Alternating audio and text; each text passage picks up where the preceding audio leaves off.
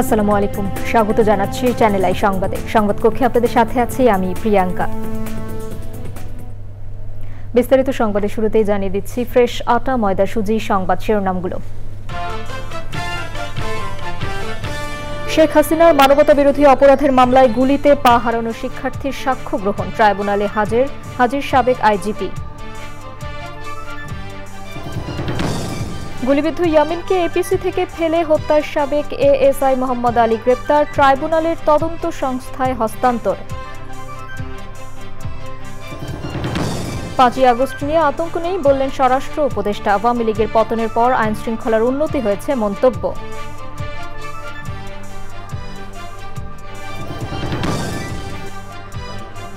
5ই August নিয়ে আতঙ্ক নেই বললেন স্বরাষ্ট্র উপদেষ্টা, আওয়ামী লীগের পতনের পর আইন শৃঙ্খলার উন্নতি হয়েছে মন্তব্য। এবং রাজশাহীতে প্রকৃতি ও জীবন ক্লাবের বৃক্ষরোপণ, পরিবেশ সুরক্ষায় সবুজায়ন অভিযান আরও বেগবান হবে প্রত্যাশা।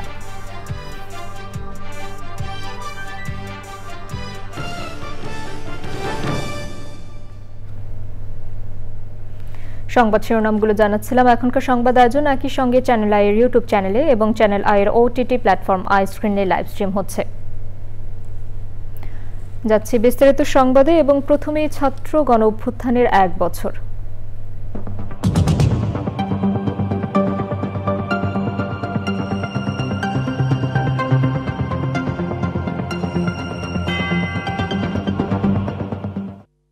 জুলাই আগস্টে গণ অভ্যুত্থানের সময় ব্যাপক হত্যাকাণ্ড সহ মানবতা বিরোধী অপরাধের মামলায় কারাগারে থাকা একমাত্র আসামি সাবেক আইজিপি চৌধুরী আব্দুল্লাহ আল মামুনকে সকালে আন্তর্জাতিক অপরাধ ট্রাইব্যুনালে হাজির করা হয়েছে। রাজসাক্ষী হওয়ায় পরানো হয়নি হেলমেট ও হাত করা। মামলার পলাতক আসামি ক্ষমতাচ্যুত সাবেক প্রধানমন্ত্রী শেখ হাসিনা ও সাবেক স্বরাষ্ট্রমন্ত্রী আসাদুজ্জামান খান কামাল। এদিকে মামলায় দ্বিতীয় সাক্ষী হিসেবে সাক্ষ্য দিলেন পুলিশের গুলিতে বাঁ পা হারানো শিক্ষার্থী আব্দুল্লাহ আল ইমরান। তিনি ওই ঘটনার জন্য শেখ হাসিনা, সাবেক স্বরাষ্ট্রমন্ত্রী আসাদুজ্জামান খান কামাল, সাবেক আইজিপি চৌধুরী আব্দুল্লাহ আল মামুনকে দায়ী করেন।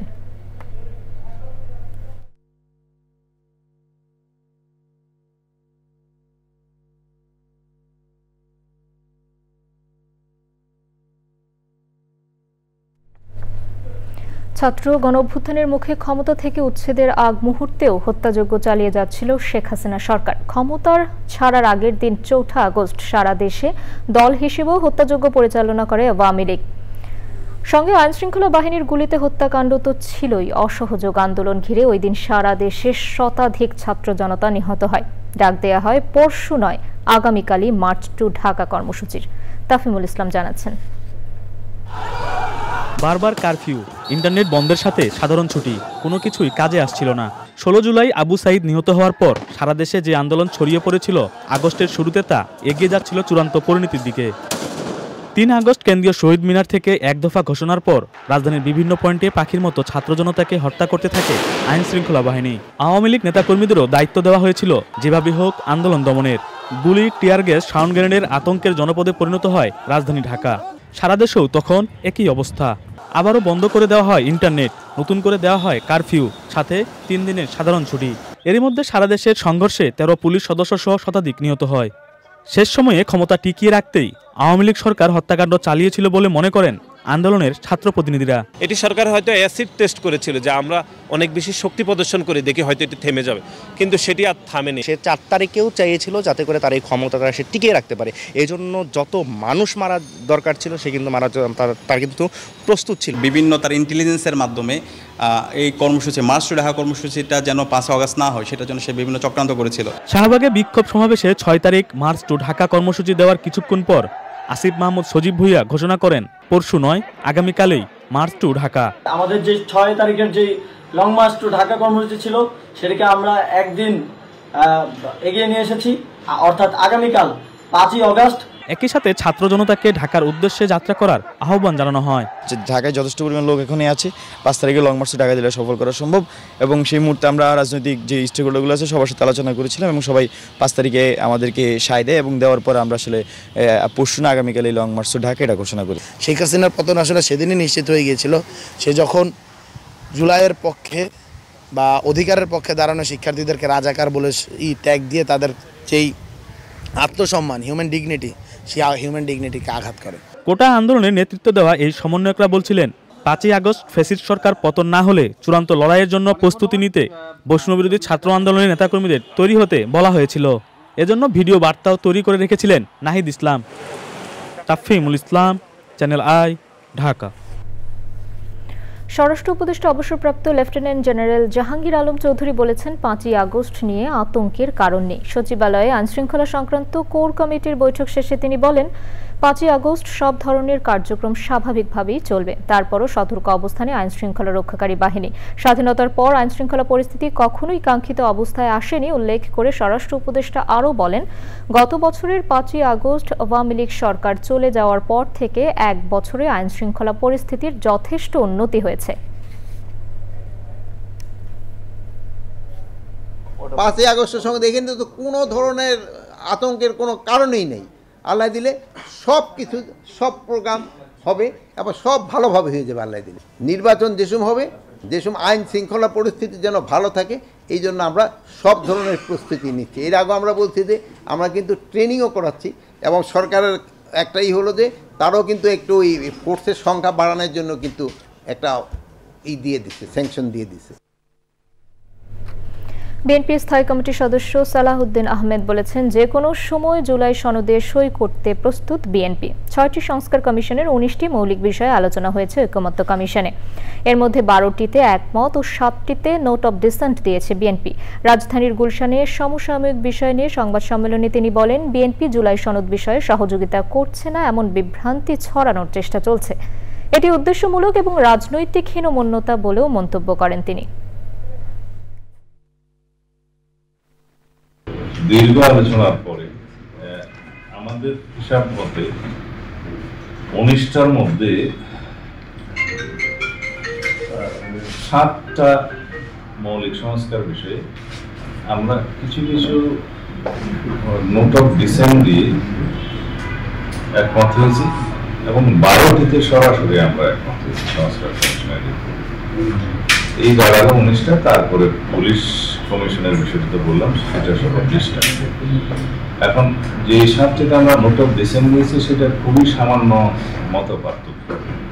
এখানে বলা হয়েছে যদি আমরা ম্যান্ডেট প্রাপ্ত হই তাহলে আমরা এই নোট অফ ডিসেন্ট অনুসারে আমরা আমাদের সংস্কারগুলো সম্পন্ন করব। সেই হিসাবে সকল বিষয়ে ঐকমত্য হয়েছে বলা যায়। এবারে অন্যান্য সংবাদ। বিএনপির স্থায়ী কমিটির সদস্য হাফিজ উদ্দিন আহমেদ বলেছেন, দেশে নির্বাচিত সরকার থাকলে মাইলস্টোন স্কুলে বিমান বিধ্বস্তের মতো দুর্ঘটনা কমে আসত।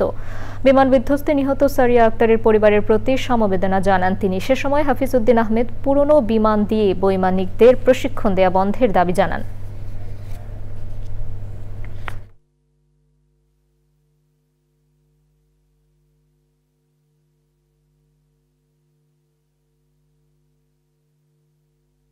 দেশে যদি শক্তিশালী নির্বাচিত সরকার থাকে, জনগণের কাছে দায়বদ্ধ সরকার থাকে, তাহলে এই দুর্ঘটনার সংখ্যাও কমে আসবে। আমরা বিভিন্ন বাহিনীর সমূহের উপরে নিয়ন্ত্রণ প্রতিষ্ঠা করতে পারবো, তাদের কর্মকাণ্ড সম্পর্কে জানতে পারবো। এই ধরনের পুরানো এয়ারক্রাফট অনেক আগে বাতিল হয়ে গেছে বিশ্বের অন্যান্য দেশ কর্তৃক। এগুলোকে এখন আর এই প্রশিক্ষণে নিয়োজিত না করাই ভালো। ইতিমধ্যে বাংলাদেশ বিমান বাহিনীর কয়েকজন সদস্য পাইলট তারা প্রাণ হারিয়েছে এই ধরনের পুরনো এয়ারক্রাফট চালাতে গিয়ে। বাংলাদেশে মানুষের জীবনের কোনো মূল্য নাই। ভারী বৃষ্টি ও উজানের ঢলে লালমনিরহাটে আবারও তিস্তা নদীর পানি বেড়ে নিম্নাঞ্চলের বেশ কিছু এলাকা প্লাবিত হয়েছে। দেশের সবচেয়ে বড় সেচ প্রকল্প তিস্তা ব্যারেজের ডালিয়া পয়েন্টে রোববার রাত পর্যন্ত পানি বিপদসীমার 5 সেন্টিমিটার উপর দিয়ে প্রবাহিত হয়। এতে ভাটিতে থাকা নদী তীরের 4 উপজেলার 9 ইউনিয়নের 12টি গ্রাম প্লাবিত হয়েছে। পানিবন্দী হয়ে পড়েছে 4000-এর বেশি পরিবার। ওদিকে কালীগঞ্জ উপজেলার দক্ষিণ ভোটমারি এলাকায় নদী ভাঙন দেখা দিয়েছে। সেখানকার নদীরক্ষা বাঁধ হুমকির মুখে। বালুর বস্তা ফেলে ভাঙন রোধে কাজ করছেন এলাকাবাসী। পানির প্রবাহের স্বাভাবিক রাখতে খুলে রাখা হয়েছে ব্যারেজের 44টি জলকপট।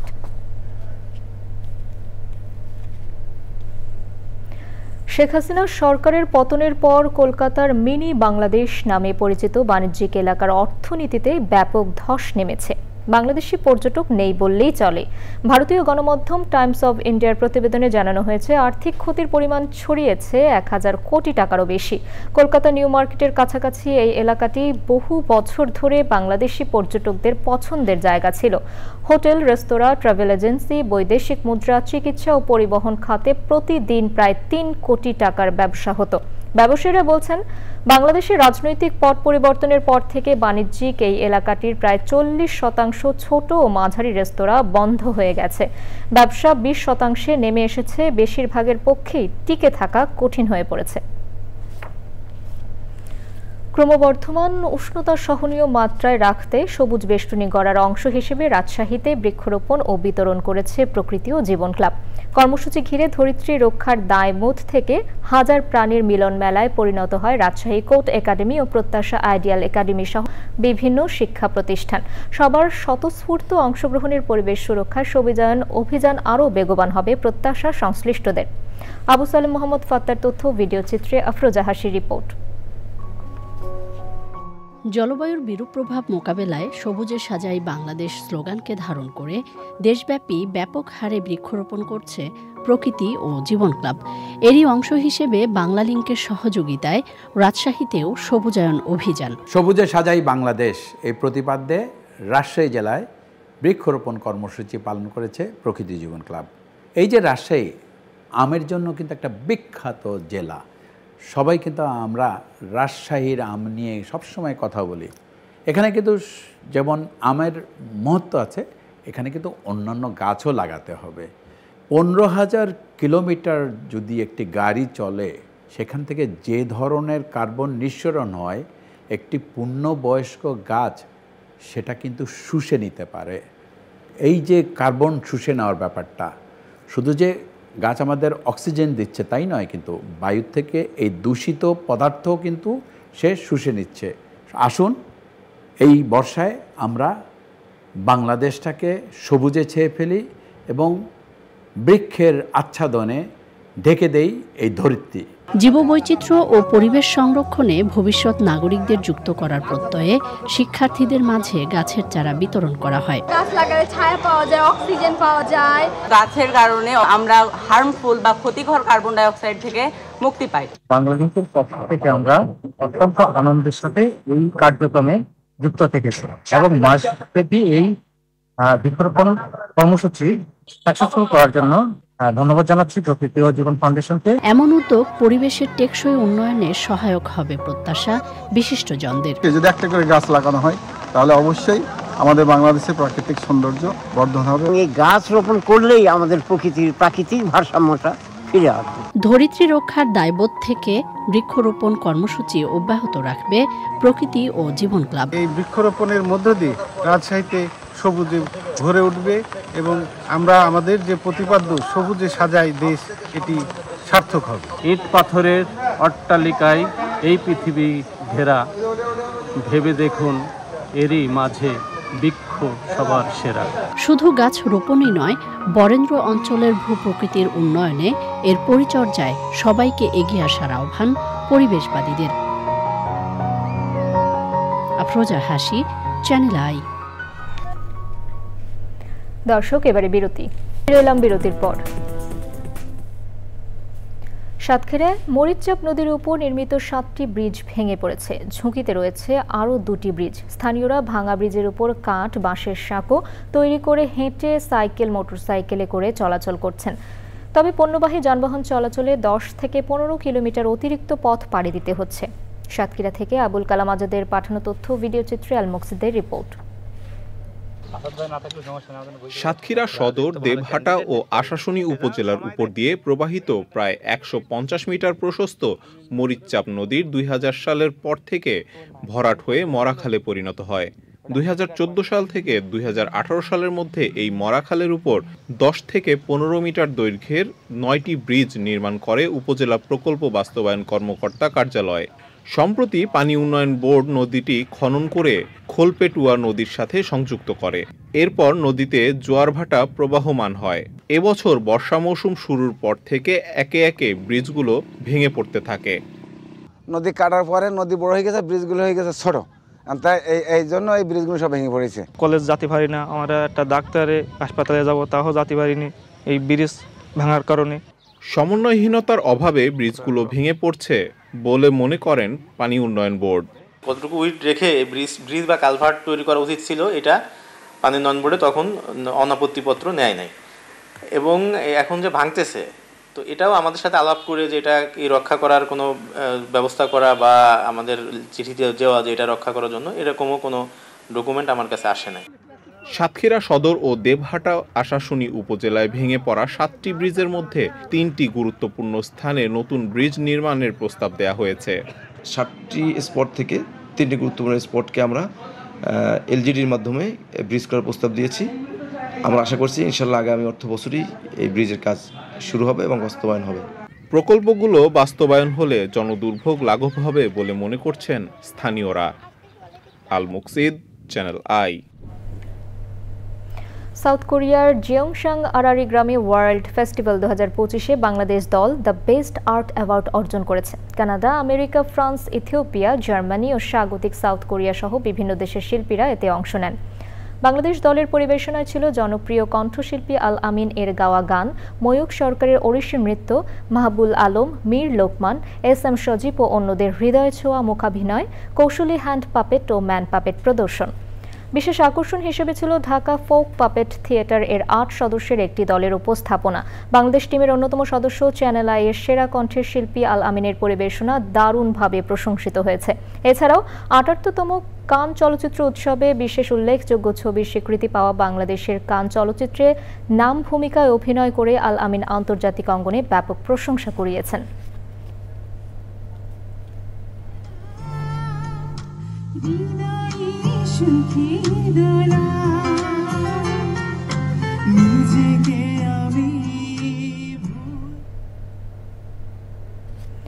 জাপান সাগরে চীনের সাথে যৌথভাবে 3 দিনের নৌমহড়া শুরু করেছে রাশিয়া। চীনের প্রতিরক্ষা মন্ত্রণালয় মহড়ার বিষয়টি নিশ্চিত করেছে। মার্কিন প্রেসিডেন্ট ডোনাল্ড ট্রাম্প রাশিয়ার জলসীমার কাছাকাছি 2টি পারমাণবিক সাবমেরিন পাঠানোর নির্দেশ দেওয়ার পর রাশিয়া কোনো আনুষ্ঠানিক প্রতিক্রিয়া না জানালেও রোববার এই নৌমহড়া শুরু করে। জাপান সাগরে আকাশ প্রতিরক্ষা ব্যবস্থা ও সমুদ্রপথে যুদ্ধ মহড়ায় চীনের 4টি জাহাজ অংশ নিয়েছে। রাশিয়ার গণমাধ্যম জানিয়েছে মহড়া শেষে তাদের নৌযান আশেপাশের জলসীমায় টহল দেবে।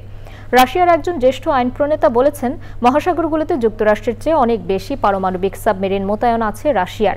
যুক্তরাষ্ট্রের সাবমেরিনগুলো আগে থেকেই রাশিয়ার নিয়ন্ত্রণে, তাই আলাদাভাবে কোনো জবাব দেওয়ার প্রয়োজন নেই।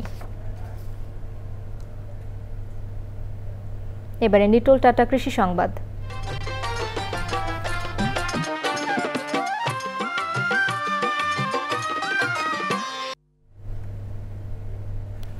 ফরিদপুরের পদ্মা নদীতে রুই, কাতলা ও মৃগেল মাছের রেণু ধরা পড়েছে। আসামের পাহাড় থেকে নেমে আসা পানিতে মাছের রেণু ধরছেন জেলেরা। এসব রেণু বিক্রি হচ্ছে ফরিদপুরের শহরতলি সেনবিঘাট এলাকার হাটে। রেণুর ব্যবসা করে জীবিকা নির্বাহ করছেন স্থানীয় অনেক পরিবার।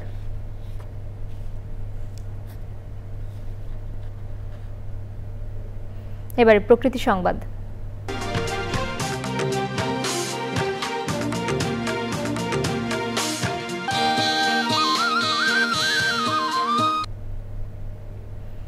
পরিকল্পিত বনায়ন করি সবুজ বাংলাদেশ গড়ি প্রতিপাদ্যে চট্টগ্রামে 15 দিনের বৃক্ষরোপণ অভিযান ও বৃক্ষমেলা চলছে। মেলায় রয়েছে দুর্লভ ও বিলুপ্ত প্রায় 2065 প্রজাতির গাছের চারা এবং 210 প্রজাতির দেশি বিদেশি ক্যাকটাসের সমাহার। এমন উদ্যোগ পরিকল্পিত বনায়ন, পরিবেশ ও জীববৈচিত্র্য রক্ষায় সচেতনতা বাড়াবে বলছেন সংশ্লিষ্টরা।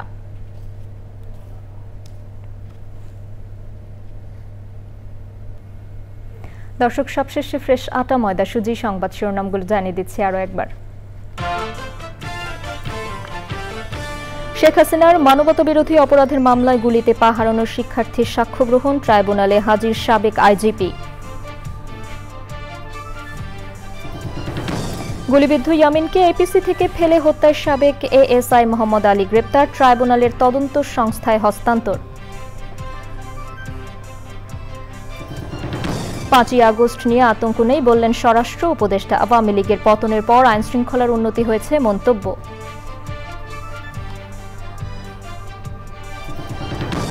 যে কোনো মুহূর্তে জুলাই সনদ সইয়ে প্রস্তুত বিএনপি। সংস্কার প্রস্তাবের 19টির মধ্যে 12টিতে একমত ও 7টিতে নোট অব ডিসেন্ট।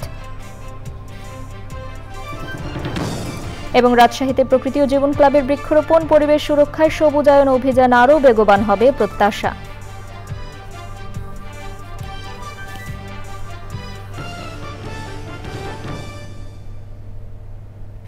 দর্শক, এখনকার সংবাদ আয়োজন এই পর্যন্তই। এতক্ষণ সাথে থাকার জন্য ধন্যবাদ সবাইকে।